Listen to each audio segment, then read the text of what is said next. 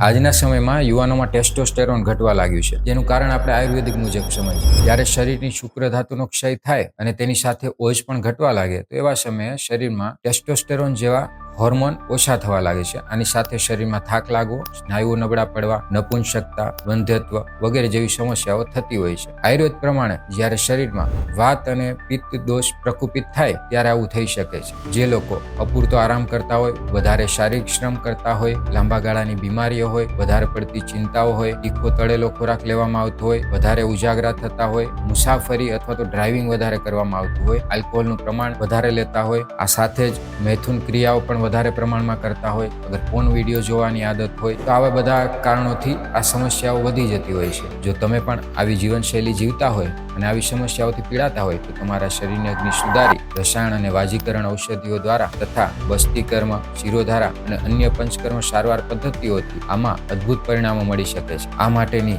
વધારે જાણકારી માટે અમારો સંપર્ક કરો. હું તમારા સ્વસ્થ જીવનનો સારથી ડોક્ટર સુમિલ આહિર. જય દ્વારકાધીશ.